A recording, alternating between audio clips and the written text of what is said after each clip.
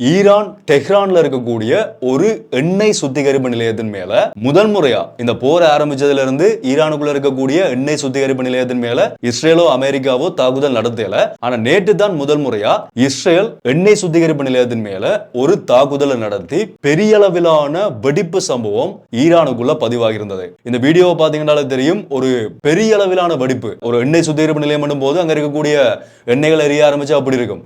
அப்பேற்பட்ட ஒரு பெரிய ஒரு வெடிப்பா. அது மட்டும் இல்லாம அங்க இருக்கக்கூடிய ரோட்லையும் தெஹ்ரான்ல இருக்கக்கூடிய வீதிகள்லையும் எரியிற வீடியோஸ் எங்களால பார்க்கக்கூடிய மாதிரி இருந்தது. ஸோ ஒரு பெரிய ஒரு தாக்குதலா தான் இந்த தாக்குதல் ஈரானுக்குள்ள நடத்தப்படுகிறது. அதே மாதிரி தெஹ்ரான்ல இருக்கக்கூடிய குடிநீர் சுத்திகரிப்பு ஆலைகள்லையும் தாக்குதல் நடத்தப்படுகிறதா. அந்த இடத்திலிருந்து 30க்கும் மேற்பட்ட கிராமங்களுக்கு சுத்தமான குடிநீர் வழங்கப்பட்டு கொண்டிருக்கிறதாவும், அப்பேற்பட்ட ஒரு முக்கியமான அந்த குடிநீர் ஃபெசிலிட்டி இருக்கக்கூடிய ஒரு பகுதியிலையும் இஸ்ரேலால தாக்குதல் நடத்தப்பட்டிருக்குது. அதனால அந்த கிராமங்களுக்கு குடிநீர் இனிமேல் கிடைக்கிறது சரியான கஷ்டம் சொல்லி ஈரானுடைய தரப்புல இருந்து ஒரு செய்தியை வெளியிட்டிருந்தார்கள். ரெண்டாவது என்ன பாத்தீங்கன்னா, நோர்வேல இருக்கக்கூடிய அமெரிக்காவோட தூதரகத்துக்கு பக்கத்துல ஒரு தாக்குதல் நேற்று நடத்தப்படுகிறது. இந்த தாக்குதல் ஈரானால நடத்தப்படுதான்றது இப்ப வரைக்குமே உறுதி செய்யப்படல.